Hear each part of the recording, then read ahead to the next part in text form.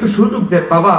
একজন অলির উরুসে এসেছেন, ইসালে সবের মাহফিল আসছেন, 1 ঘন্টা মাহফিলে বসলেন না, মেলা থেকে ঘুরে চলে গেলেন। হ্যাঁ, এটা তো হলো না, হক হলো না। মহিলা প্যান্ডেল আছে,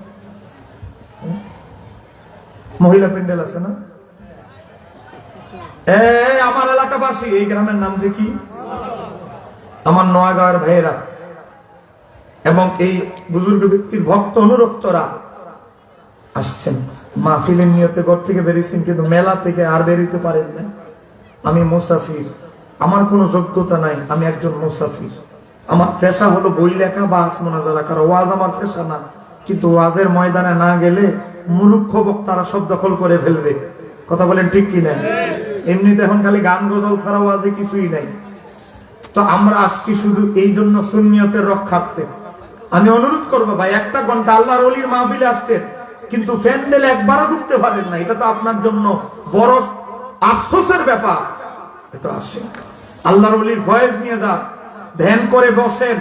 আল্লাহর ওলির ক্ষমতা কমে না, আল্লাহর ওলির কি পাওয়ার নিয়ে বসে আছে, একটু বসে। আমি আবারও দ্বিতীয়বার দাওয়াত দিচ্ছি, যারা বাইরে আছেন আসেন। এখন আপনারা বলেন, আল্লামা কাজী সানাউল্লাহ পানিপতি, আল্লামা নিজামুদ্দিন নিশাপুরী 850 হিজরি ইন্তেকাল, তার হাওলায় নকল করেছে। আল্লাহর ওলিদের ইন্তেকালের পরে বলেন কত গুণ ক্ষমতা বাড়ে? কত গুণ? 70 গুণ। আপনার সব খবর আল্লাহর ওলিদের কাছে আছে। নবীর সাহাবী আব্দুল্লাহ ইবনে আমর ইবনে আস রাদিয়াল্লাহু তাআলা আনহুমা থেকে বর্ণিত,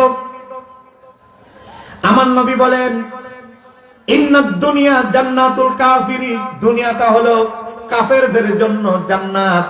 এজন্য দুনিয়ার যত শিল্পপতি আছে, 1 নাম্বার কাফের, 2 নাম্বার কাফের, 3 নাম্বার কাফের, সব দুনিয়ার শিল্পপতি সব কাফের মুশরিক। আওয়াজ দিয়ে কথা বলে। আমার নবী 1000 বছর আগে বলে গেছে, এই দুনিয়াটা ভোগ আরামায়েশ, এটা কাফেরদের জন্য। এরা আরামায়েশ করবে, এদের সম্পদের 1000 কোটি টাকার মালিক চিন্তা করবে 2000 কোটি কেমনে হওয়া যায়। কিন্তু মুমিনরা এদিকে তাকাবে না। আমার নবী বলেন, মুমিনদের জন্য দুনিয়াটা হচ্ছে জেলখানা। জেলখানা, জেলখানা থেকে মানুষ বের হলে যেভাবে আরামায়েশে দুনিয়া যেখানে খুশি সেখানে ভ্রমণ করতে পারে, আল্লাহর ওলিদের যখন ইন্তেকাল হয়, কবরে যখন তাদেরকে দাফন করা হয়, নবী বলেন ফাখারাজা মিনহু, আল্লাহর ওলি সেই মাজার থেকে, কবর থেকে বের হয়ে যায়। খালি বন্দি, মাটির দেয়ালে বন্দি থাকে না ওলিরা। আল্লাহর ওলিরা সেই তাদের মাজার থেকে ফাখারাজা মিনহু, সেখান থেকে তারা বের হতে পারে। বের হয়ে কি করে? ফাজা আলা ইয়াতাকাল্লাবু ফিল আরদি, ফিল আরদি, জমিনের যেখানে খুশি সেখানে তারা পরিভ্রমণ করতে পারে। আর একটু জোরে বলেন। এরপরে কিভাবে পরিভ্রমণ করেন? আমার নবী বলেন ওয়া ইয়াতাফাসসাহু ফিহা, প্রশস্ত আরামে তারা ভ্রমণটা করে। কারণ আমরা যে ভ্রমণ করি, আমি আসছি গাড়ি দিয়ে, গাড়ি যদি তেল না থাকে, গাড়ির যদি চাক্কা নষ্ট হয়ে যায়, আমার গাড়ি আর চলবে না। কথা বললেন? কিন্তু আল্লাহর ওলিদের পরকালের ওই রুহানি জগতের চলাফেরা দুনিয়ার মতো নয়, বাধাহীন। সেকেন্ডের ভিতরে জাপান, সেকেন্ডের ভিতরে সূর্য অস্তমিত যায় মরক্কো। মুরিদের বিপদে সেকেন্ডের ভিতরে আল্লাহর ওলি তার মাজার থেকে বের হয়ে মুরিদের পাশে আসতে পারে। চিৎকার দিয়ে বলা যাবে কি সুবহানাল্লাহ? বলেন, আল্লাহর ওলিদেরকে এই ক্ষমতা দিয়েছে কে? শিরকের গন্ধ খুঁজে পাবার কোন দরকার আছে? এই হাদিস হযরত ইমাম আবু দাউদ, আমার খাদেম কোথায়, একটা চিপস কিনে দাও তো। ইমাম আবু দাউদ সিহাসিত্তার 6 ইমামের একজন, তিনি একটি কিতাব লিখেছেন, নাম দিয়েছেন কিতাবের নাম দিয়েছেন কিতাবুজ জুহুদ। 288 নম্বর হাদিসে 2টি হাদিস এনেছে ইমাম আব্দুল্লাহ ইবনে মুবারক কিতাবুজ জুহুদে 597 নম্বর হাদিস। এমনকি আহলে হাদিসদের বড় হুজুর ইবনুল কাইয়্যিম জাওজি কিতাবুর রূহের ভিতরে বলে হাদিসটা সহিহ। একটু জোরে কন্যা মারহাবা। এই একই রকমের হাদিস আরেকটা হাদিসে এসেছে, কয় কি সে হাদিসের ভিতরে এসেছে দুনিয়া মুমিনদের জন্য জেলখানা, ফাইজা মাতা মুমিনরা যখন ওলি আল্লাহরা যখন মারা যায় ইউখাল্লিয়া তখন আমার আল্লাহ কি করেন সারবুহু ইয়াসরাহু হাইসু ইয়াশাউ, তখন আমার আল্লাহ তাদেরকে ছেড়ে দেন তাদের পথে। আল্লাহর ওলিরা যেখানে হাইসু ইয়াশাউ যেখানে খুশি, খালি দুনিয়া না আরশ আজিম থেকে শুরু করে দুনিয়া না, খালি যেখানে খুশি আল্লাহর ওলিরা যেতে পারেন। একটু জোরে বলা যাবে কি সুবহানাল্লাহ? তাহলে আল্লাহর ওলিরা, এই যে বাপ্পার মৌলবীরা বলে আল্লাহর ওলিরা কবরে মরা, মরা বেড়ার কাছে কি চাও, কিসের জিয়ারত করো, কিসের জিয়ারত? উনার নিজেরই তো খবর নাই, মরে মাটির সাথে মিশে গেছে। একটু জোরে বলেন নাউযুবিল্লাহ, আর একটু জোরে বলেন না নাউযুবিল্লাহ। বসেন, মুরব্বীরা যারা আসছেন বসেন, গভীর মনোযোগ। তাহলে কি বোঝা গেল? নবীর দুইজন সাহাবী, নবীর কয়জন? লক্ষ লক্ষ সাহাবী থেকে আমি দুইজন সাহাবীর কথা বলছি। একজন সাহাবী খ্রিস্টান বড় আলেম ছিলেন, মুসলমান হয়েছে। একজন সাহাবী ইহুদি বড় আলেম ছিলেন, মুসলমান হয়েছে। কয়জন? একজন খ্রিস্টান, তার যুগের পৃথিবীর, আমি বাংলাদেশের কথা বলছি, পৃথিবীর সবচেয়ে খ্রিস্টান পণ্ডিত হযরতে সালমান ফারসি। পৃথিবীর সবচেয়ে ইহুদি বড় পণ্ডিত হযরত আব্দুল্লাহ ইবনে সালাম। দুইজন আমার নবীর মুজিজা দেখে কালেমা পড়েছে। দুইজনে দুই ধর্ম থেকে আসছে। কালেমা পড়ার পর দুইজনে কোলাকুলি, ভাই আমি এলাম খ্রিস্টান বড় আলেম ছিলাম, আর আপনি ছিলেন ইহুদি বড় আলেম। দুইজনে দুই ধর্ম থেকে ইসলাম ধর্মে এসেছি। দুইজনের সম্পর্কটা ছিল খুব মধুর।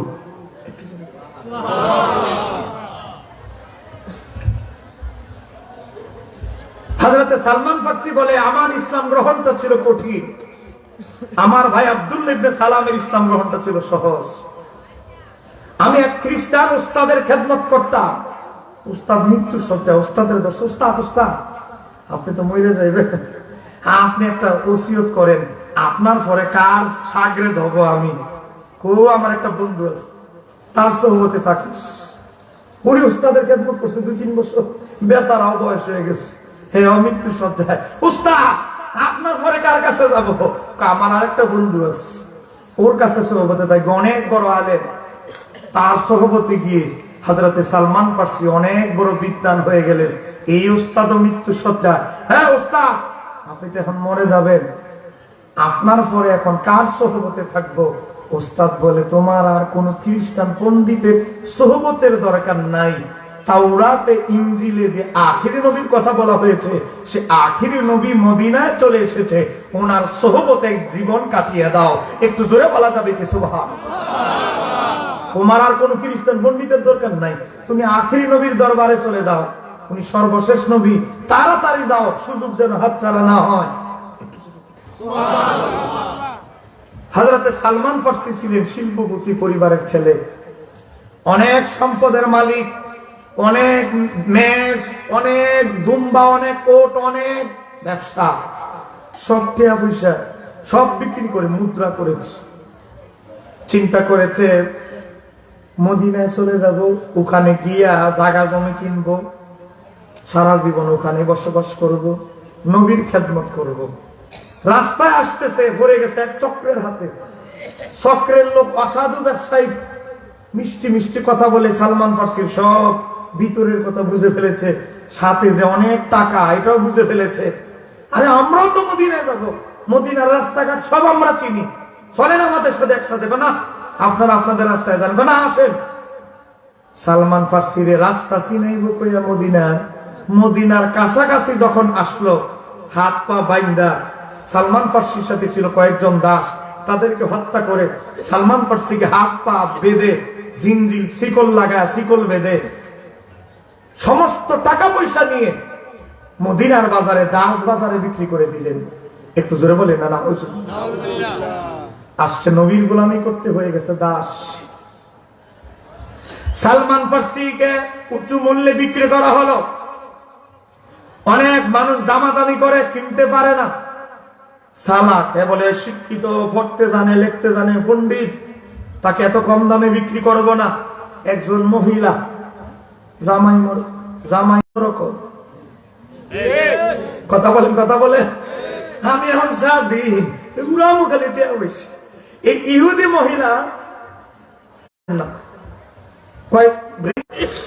কোয়ালিটি মহিলা পে এমন একটা লোক, আমার খেজুর বাগানের ম্যানেজার হলে ভালো হবে।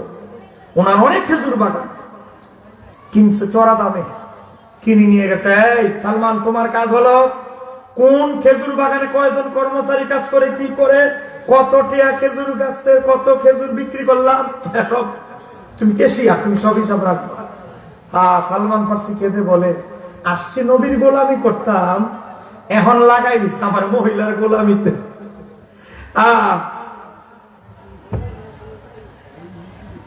কি ভাগ্য! সালমান ফার্সি কাঁদতেছে, আসছে নবীর খেদমত করতাম, এখন মহিলার খেদমত করি। সালমান ফার্সি বলে, আমি যে উদ্দেশ্যে এসেছি, উদ্দেশ্য বিলীন করতে দিব না। উদ্দেশ্য আমার বিলীন হতে আমি দিব না। আমার উদ্দেশ্য, আমি আসল জায়গায় যেতে হবে। খোঁজ খবর নিতেছে, নবী এখন কার বাড়িতে, কোন জায়গায় অবস্থান করছে, খোঁজ খবর নিয়ে জানলেন আমার নবী, নবীর সাহাবী আবু আইয়ুব আনসারীর বাড়িতে আছে।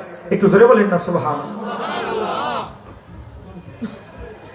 গভীরভাবে লক্ষ্য করেন, নবীর সাহাবী সালমান ফার্সি ইহুদি মহিলাকে বলে, আপনি আমারে 2 ঘন্টার জন্য ছুটি দেন। দিলেন, আমারে 2 ঘন্টার জন্য ছুটি দিলে মদিনায় আমার একটা প্রিয় মানুষ আছে, তার সাথে সাক্ষাৎ করব। ইহুদি মহিলা বলে, এই কি হয়েছে, তুই না বলছো মদিনায় তোর কোন আত্মীয় স্বজন নাই, তো আবার প্রিয় মানুষ করতে গিয়ে আসলো। আসলে ভুল করে ফেলছি, মিস্টেক হয়ে গেছে, আমার একটা মদিনায় প্রিয় মানুষ আছে। নাম লাগবে না, নাম লাগবে না, প্রশ্ন যদি সুন্দর হয়ে দিবেন, আর রাজনীতি প্রশ্ন দিবেন না।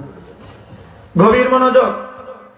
আপনি আমার 2 ঘন্টার জন্য ছুটি দেন, দরকার হলে জিনজির পরাইয়া দেন। আপনি যদি বিশ্বাস না হয়, আমি পালাইয়া যাব, আমার সাথে সৈন্য দেন, আমার শিকল পরাইয়া দেন। না, তুই ভদ্র মানুষ, তোরে আমার বিশ্বাস, একজন সৈন্য দিলাম, তাড়াতাড়ি এসে বলবি। সালমান ফার্সি চিন্তা করলো, নবীর দরবারে যাব, একেবারে খালি হাতে যাব। সে চিন্তা করলো, আমার কাছে আমি তো নিজেই দাস, আমি কি নিয়ে যাব? বাবা, ওই মহিলার খেজুর বাগানের গেটের সামনে ঝুড়ি থাকতো, ঝুড়ি আরবে ফুকে খাবার খেজুর খেয়ে ফেললে, পাখি খেজুর খেয়ে ফেলছে, ছিদ্র করে ফেলছে। এই উৎকৃষ্ট খেজুরগুলো, উচ্ছিষ্ট খেজুরগুলোকে ঝুড়িতে রাখা হতো, গরিব মিসকিন অসহায় আসলে সেখান থেকে দেওয়া হতো। ওই বাদ খেজুর, নষ্ট খেজুর। সালমান ফার্সি সেখান থেকে একটা কাপড়ের থলেতে, মানে যেগুলো একটু নষ্ট কম হয়েছে, এগুলো নিয়ে রওনা দিলে। আমার নবীরে প্রশ্ন করলেন, আমার নবী সব উত্তর দিলেন। সালমান ফার্সি নবীরে খেজুর হাদিয়া দিয়ে চলে গেলেন। আমার নবী খেজুরের থলে হাতে নেওয়ার পরে আমার নবী তার পালক পুত্র যায়েদ ইবনে হারিসাকে বললেন, ও যায়েদ, এই খেজুরগুলো, ওই যে যুবক চলে গেল সালমান, তাকে তুমি তাড়াতাড়ি খেজুরগুলো ফেরত দিয়ে দাও, আর তাকে বলো এই খেজুরগুলো হলো সৎকার খেজুর, দান সৎকা নবী গ্রহণ করে না, নবী হাদিয়া গ্রহণ করে। আর একটু জোরে বলে।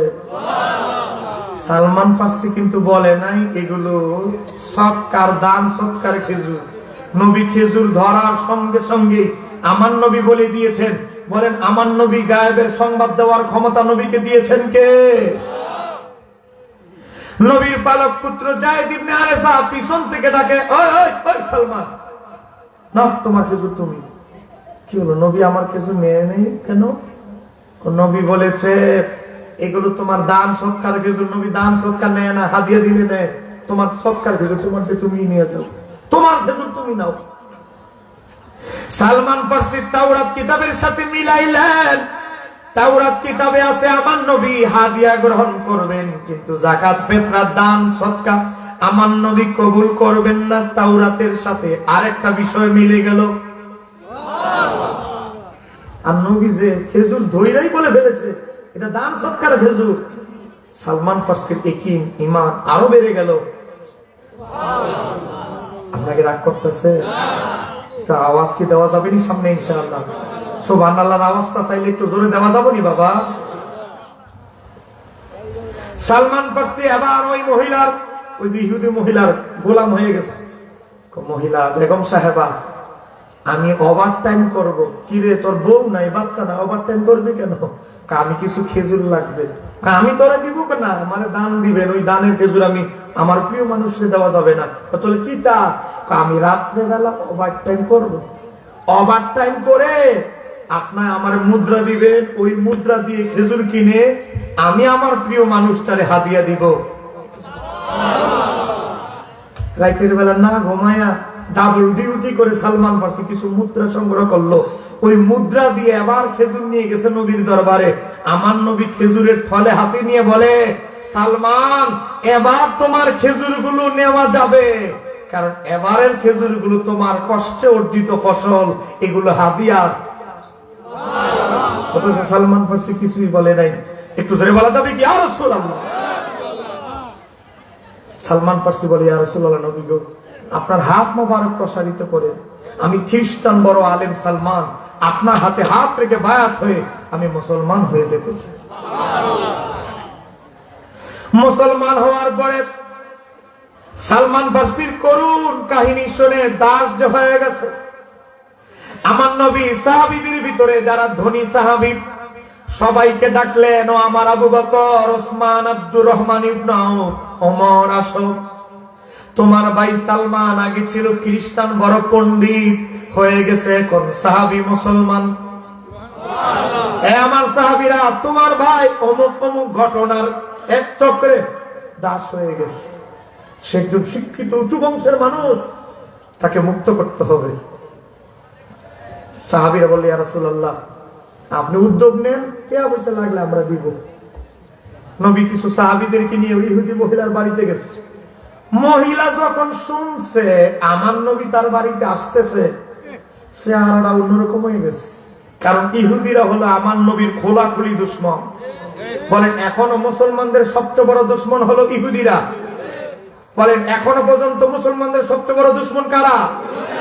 বাবা রাগ করতেছেন নাকি? বলেন এখনো পর্যন্ত মুসলমানদের সবচেয়ে বড় দুশ্মন কারা? মহিলা যখন শুনছে তার বাড়ির সীমানে নবী ঢুকছে, চেহারাটা বুঝেন না, একেবারে বান্দরের মতো করে লেছে। আপনি কেন আসছেন আমার বাড়িতে? তোমার একজন গোলাম আছে সালমান, সে মুসলমান হয়ে গেছে।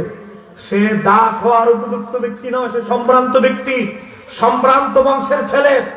সে চক্রে, ভাগ্য চক্রে, ডাকাতদের চক্রে, দুষ্কৃতিকারীদের চক্রান্তে সে দাস হয়ে গেছে।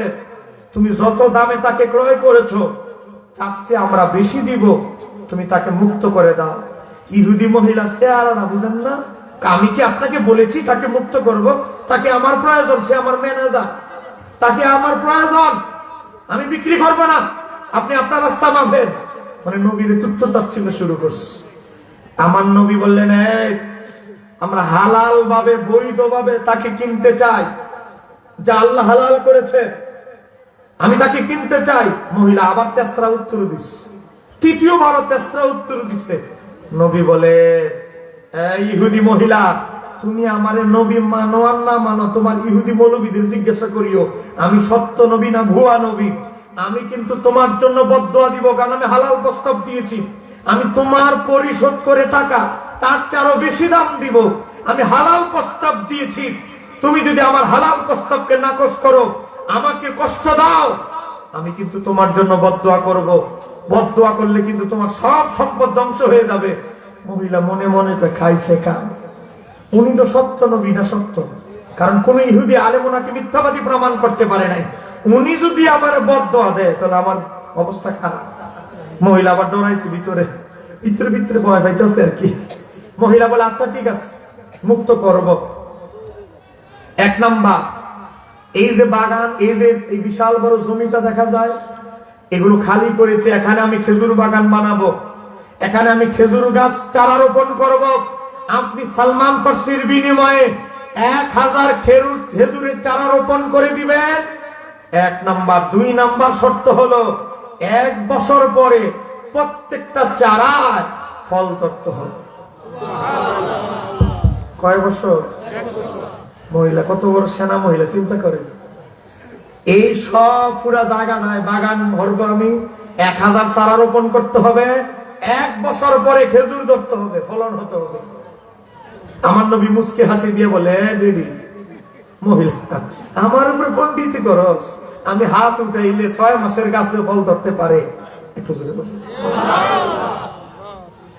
আমার নবী বললেন, ঠিক আছে তোমার প্রস্তাবে রাজি। মহিলাকে কয় কি, 1 বছরের মধ্যে 1000 গাছে একটা গাছেও যদি খেজুর না ধরে মুক্ত হবে না কিন্তু। ঠিক আছে। আমার নবী সাহাবীদেরকে বললেন, হ্যাঁ আমার সাহাবীরা, কে কি সাহায্য করবে তোমার ভাই সালমানকে?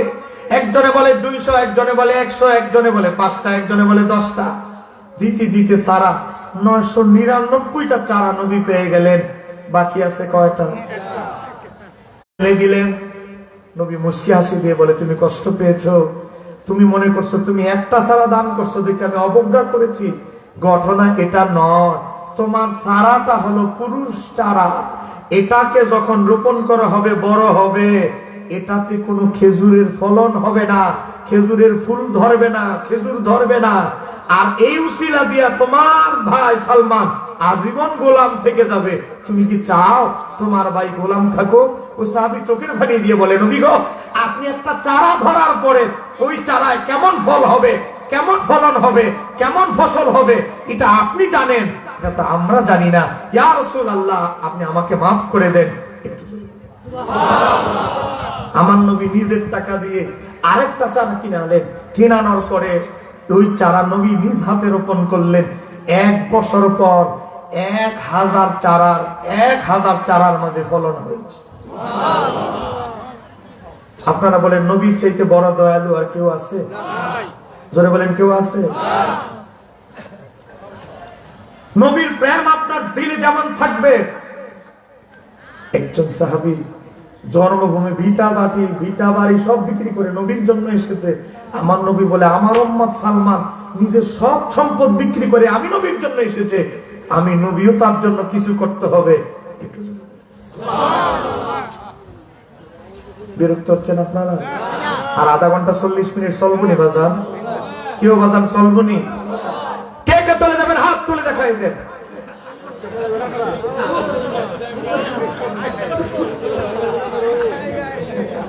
কেউ আপনারা কি যাইবেন গাও?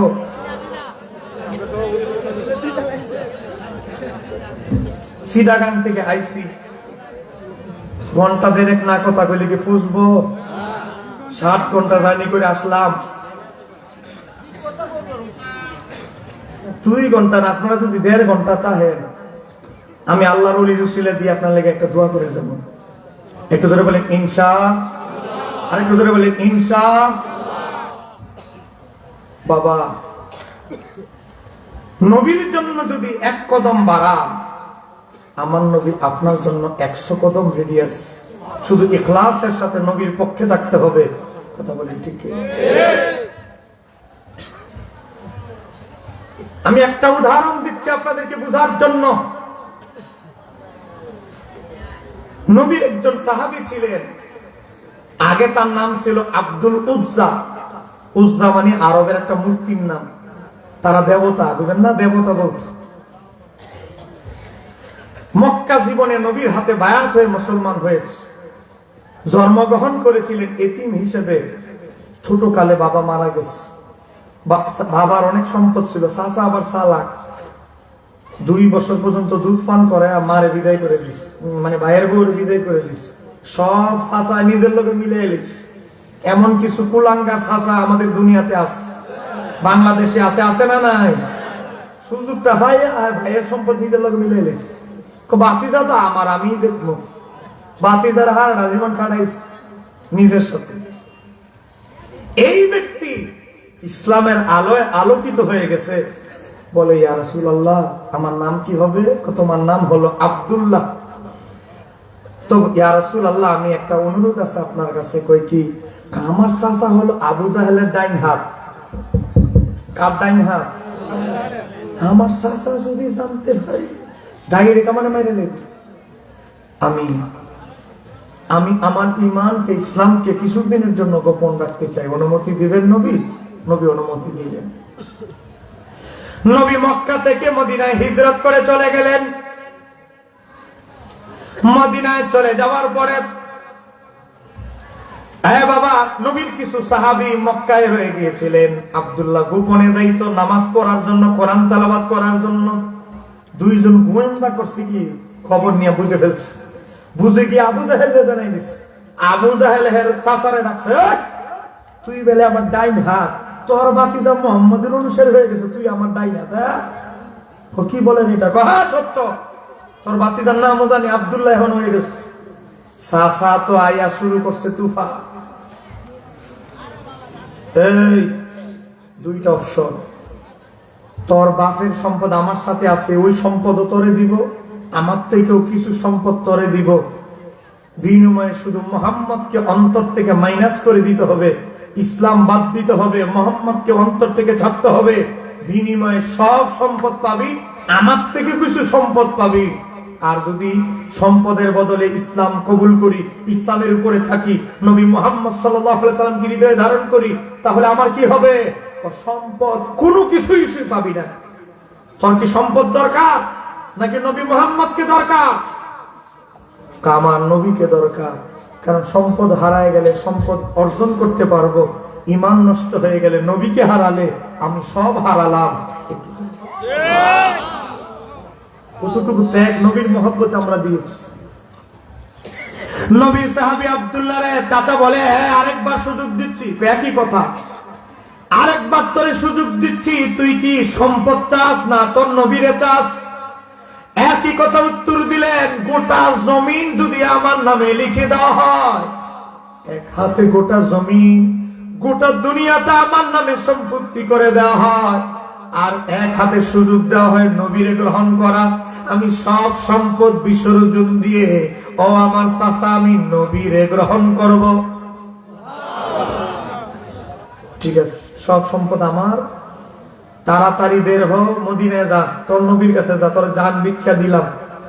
বের হইতে গেছে, ধরছে, ধরে কাপড়টা খুলছে, উপরের পাঞ্জাবিটা খুলছে, লুঙ্গি, ও চাচা, আমার চাচা আমার ইজার লুঙ্গিটা দিয়ে দেন, আমি উলঙ্গ অবস্থায় মদিনায় যেতে পারবো না। চাচা আমার সমস্ত সম্পদ আমি আপনারে দিয়ে দিয়েছি, সমস্ত সম্পদের বিনিময়ে আমি পোশাকটা চাইছি, দেন নাই, অন্তত লুঙ্গিটা দেন, আমি আমার গোপন অঙ্গ যেন ডাকতে পারি। ও চাচা, এত নির্দয় নিষ্ঠুর হবেন না, আমাকে আমার গোপন অঙ্গ ঢাকার মতো এই কাপড়টা আমারে দেন। না, এটাও আমার টেয়ায় কিনা, ওইটা আমার টেয়াদা কিনে দিছি তোরে বাজারের থেকে, খুল, খুলতেছে না। মোটামুটি জোরাজুরি শুরু হয়ে গেল, লুঙ্গিটা খুলে ফেললো, নবীর সাহাবী আব্দুল্লাহ হয়ে গেলেন উলঙ্গ। এই অবস্থা ঘর থেকে, চাচা আপনি আমার লুঙ্গিটা খুলে নিছেন তো নিয়েছেন, আমাকে রাত হওয়া পর্যন্ত অপেক্ষা করার সুযোগ দেন, রাত যখন হবে আমি অন্ধকারে মদিনায় চলে যাব, আমাকে অন্ধকারটা হওয়ার আগ পর্যন্ত আমারে দেন, আমি দিনের বেলা এই উলঙ্গ অবস্থা আমি হাঁটতে পারবো না। ও চাচা, আমার নবী বলেছে লজ্জা মুমিনদের ঈমানের অংশ। ও আমার চাচা, আমাকে একটু সুযোগ দেন। নবীর সাহাবী আব্দুল্লাহ চাচা লাথি মেরে ঘর থেকে বের করে দিলেন। উলঙ্গ অবস্থায় নবীর সাহাবী আব্দুল্লাহ বিপাকে পড়ে গেলেন, পড়ে গেছেন মুসিবতে। কোণার মধ্যে লুকায়, চিপায় লুকায়, মানুষ আসে আরেক চিপায় গিয়ে লুকায়, খড় কুটার ভিতরে, ময়লা আবর্জনায় খড় কুটার ভিতরে লুকিয়ে রইলেন। কখন রাত হবে, রাত হলে তারপরে রওনা দিবে। রাত যখন 12টা বেজে গেল, মায়ের বাড়িতে গেছে, ওই যে মা আরেক জায়গায় বিয়ে হয়ে গেছে, ছোটকালে দুধ পান করে চলে গেছে, মাকে দরজায় নক করতেছে। দরজা নক করার পরে মারে সৎ বাবা দরজা খুলে উকি দিলেই ফালায় চলে যায়, আবার দরজায় নক করে উকি দিলেই ফালায় চলে যায়। 3 বার পর্যন্ত একই ঘটনা ঘটলো। সৎ বাবা বলতে লাগলো, চতুর্থবার যখন দরজায় নক করলো, এই দেখো তো কে জানি একটা জিন না ভূত। হ্যাঁ হ্যাঁ, দরজায় নক করে যাইলে গিয়ে দেখি কেউ নাই, তুমি যাও তো গিয়ে দেখো তো। নবীর সাহাবী আব্দুল্লাহ দরজায় নক করলো, দরজায় নক করে দেখে আবার মা দাঁড়িয়ে আছে। ও বাবা, মায়ের কাছে তো সকল শিশু, যত আমি আপনি যত বড়ই হই, মায়ের কাছে আমরা এখনো ছোটই। কথা বলে মায়ের সামনে দাঁড়ায় আছে, মা দেখে ছেলে উলঙ্গ অবস্থায় দাঁড়িয়ে আছে। মা চোখের পানি ছেড়ে দিয়ে বলে, আমার ছেলে তুমি এই অবস্থা কেন, তোমার এই দুরবস্থা কেন, শরীরে কোনো কাপড় নাই কেন? মা, আমি ইসলামের আলোয় আলোকিত হয়েছি। আমি মুসলমান হওয়ার কারণে আমার চাচা আমার বাবার সম্পদ এবং আমি জীবনে যা অর্জন করেছি সব দখল করে নিয়েছে। নবীর কালেমা পড়ার কারণে আমার জামা পর্যন্ত খুলে নিয়েছে। ও মা, তোমার কাছে এসেছি, মক্কায় তুমি ছাড়া আমি আব্দুল্লাহর কেউ নাই। ও আমার মা, ঘরে যদি সিরা পাড়া কোন জামা থাকে একটু দাও, আমি আমার গোপন অঙ্গটা ঢেকে মদিনা শরীফে আমার নবীর দরবারে চলে যেতে চাই।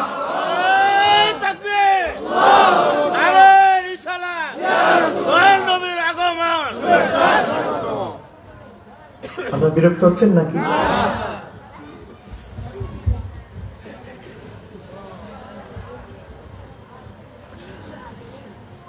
মা বলে, আমার ছেলে, আমি আমার যে বর্তমানে স্বামী সে অনেক অভাবী গরিব, তার দুইটা জামাস। কয়টা?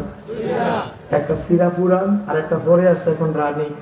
সিরাটা যদি বাবা দিয়ে দিই, কালকে আমার উপরে সে অত্যাচার করবে, তুমি বললে আমি দিতে চাই। পরে গেছে আরেক জ্বালা, উলঙ্গ অবস্থায় লুকায় আস্তে আস্তে চলে যাব, একটা ব্যবস্থা হবে, গাছের লতা পাতা দিয়ে নিজের গোপন অঙ্গে ডেকে মদিনায় চলে যাব।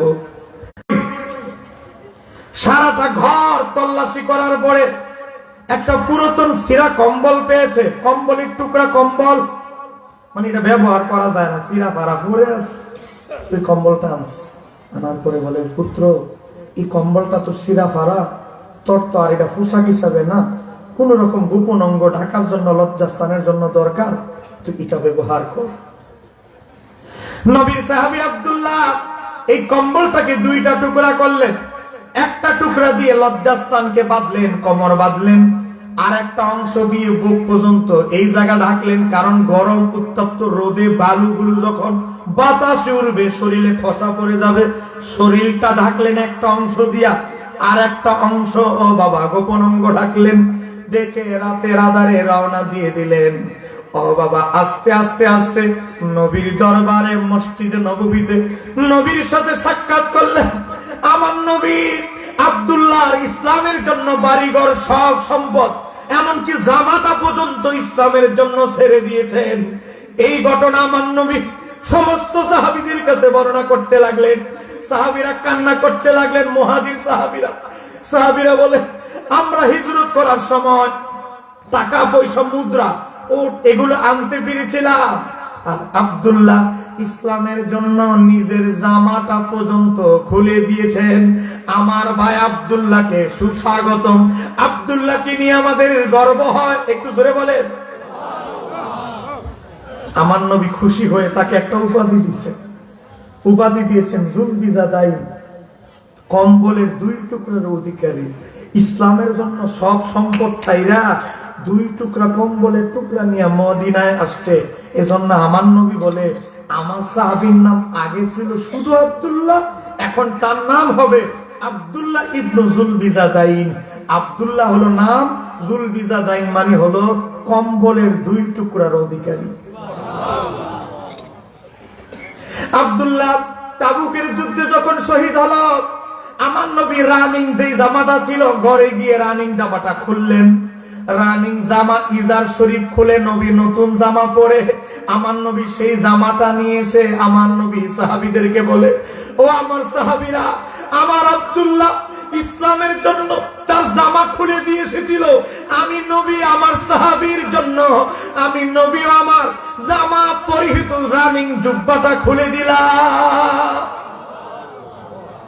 পাঁচজন সাহাবীকে, কয়জন? পাঁচজন মানুষকে নবী নিজের জুব্বা দিয়েছিলেন। এই পাঁচজনের মধ্যে একজন হচ্ছে হযরতে আব্দুল্লাহ ইবনে জুলবিজাদাইন। একটু জোরে বলা যাবে কি সুবহানাল্লাহ? আবু বকর সিদ্দিক পাশে দাঁড়ায় বলে, আজকে যদি আব্দুল্লাহ জায়গায় আমি হতাম, আমার নবী আব্দুল্লাহ ইবনে জুলবেজাদাইনকে নিজে কবরে নামায় দিয়েছেন, নিজের শরীর মোবারক থেকে খুলে কাপড় খুলে দিয়েছেন, নবী নিজে তার লাশ বহন করেছেন, নবী নিজ হাত মোবারক দিয়ে তাকে কবরে নামিয়ে দিয়েছেন। তার চেয়ে বড় সৌভাগ্য আর কিছু হতে পারে? আরেকটু জোরে বলেন, আর কিছু হতে পারে? বিরক্ত হচ্ছেন আপনারা? আমার নোয়াগাঁও না, নোয়াগাঁওয়ের ভাইয়েরা, নবীর জন্য যদি 10 টাকা খরচ করেন, এমন 10,000 গুণ প্রতিদান দেওয়ার জন্য আমার নবী রেডি। বলে আপনাদের ঈমান আছে? সেই বিশ্বাস আপনাদের আছে? আরেকটু জোরে বলেন, আছে? জাস্ট একটা উদাহরণ দিয়ে আমি আমার আলোচনা শেষের দিকে যাচ্ছি। নবীর 5 জন খাদেম ছিলেন। কয়জন? একজনের নাম হলো হযরত আনাস, যিনি ফার্স্ট খাদেম, 1 নম্বর খাদেম। এর আগে নবীর সব কাজ করে দিতেন নবীর পালক পুত্র যায়েদ ইবনে হারেসা। যায়েদ ইবনে হারেসা ছিলেন সম্ভ্রান্ত বংশের ছেলে। মরুভূমিতে কাজে গেছেন, ডাকাইতরা ধইরাই না বাজারে বিক্রি করে দিস। কোন জায়গায়? মক্কায় বিক্রি করে দিস। অথচ যায়েদ ইবনে হারেসা তিনি ছিলেন ধনী পরিবারের ছেলে, চক্রান্তে বিক্রি করে দিস। যায়েদ ইবনে হারেসাকে আমার নবীর বিবি খাদিজাতুল কুবরা, আমাদের মা হযরতে খাদিজাতুল কুবরার দেখে পছন্দ হলো, যায়েদ ইবনে হারেসাকে কিনলেন। আমার নবী তাকে ছেলের আদরে ভালোবাসায় বড় করেছেন। জোরে বলেন না। যায়েদ ইবনে হারেসার বাবা আবার সালাহ কি করছে জানেননি? তল্লাশি লাগাইছে, গোয়েন্দা। গোয়েন্দা লাগাইতে লাগাইতে কারা তাকে নিয়ে গেছে, কোন দালালের কাছে বেচছে, ওই দালাল থেকে কোন দালালের কাছে বেচছে, তারপরে কোন বাজারে বেচছে, এরপরে সে কার কাছে বিক্রি করছে, সব তদন্ত করে গিয়ে দেখে আল্লাহর হাবিব তাকে কিনেছেন। একটু জোরে বলেন না সুবহানাল্লাহ। যায়েদ ইবনে হারেসার বাবা অনেক সম্পদ এনে নবীর সাথে মা খাদিজাতুল কুবরার সাথে দেখা করলেন। আমার ছেলে যায়েদ চক্রান্তের কারণে দাস হিসেবে বিক্রি হয়ে গেছে, আমি যত টাকা লাগে আমি দিব, আমার ছেলে যায়েদকে আমাকে দিয়ে দেন। যায়েদ ইবনে হারেসার বাবা আমার নবী মুস্কি হাসি দিয়ে বলে, যায়েদ, যায়েদের বাবা, 1 টাকাও আমরা চাই না, আমার বিবি খাদিজাও চায় না, আমিও চাই না, 1 টাকাও আমি চাই না। আপনার ছেলে যদি চাইতে চায় তাকে সুন্দর করে নিয়ে যান, যায়েদের জন্য অনেক শুভকামনা দোয়া রইল।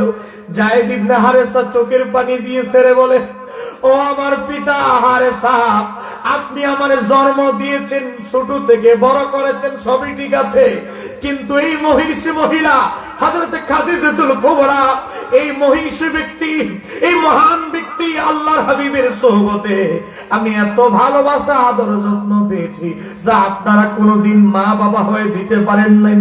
আমি আমার জীবনের বাকি জীবন এই মহান ব্যক্তির খেদমতে কাটাতে চাই। একটু জোরে বলেন না সুবহানাল্লাহ। আমি আমার বাকি জীবন এই মহান ব্যক্তির খেদমতে কাটাইতে চাই। আপনারা আমারে খোঁজ পাইছেন, ভালো কথা। আপনারা দেখতে মন চাইলে আসিয়েন, ওয়েলকাম। নিজের বাবা মাকে বিদায় করে দিচ্ছে বলে আমি নবীরে ছাড়তে পারবো না। একটু জোরে বলা যাবে কি সুবহানাল্লাহ। আপন বাবার ছেড়ে দিচ্ছে নবীর মহব্বতে। গভীর মনোযোগ, আমি 15-20 মিনিট আপনাদেরকে বিরক্ত করব। নবীর একজন খাদেম ছিল, সে ছিল ইহুদি বালক। মুসলমান না ইহুদি? বাবা ঘুমাই গেছেন, 12টা বাজে। কয়টা বাজে? 12টা তো বাজে না, 12:15 বাজে। আমার আর 15টা মিনিট সময় দেন। কেউ বিরক্ত হচ্ছেন আপনারা? আমনি আমি 15-20 মিনিট কিছু রাইতেছে, চিন্তা করিস তো। তুই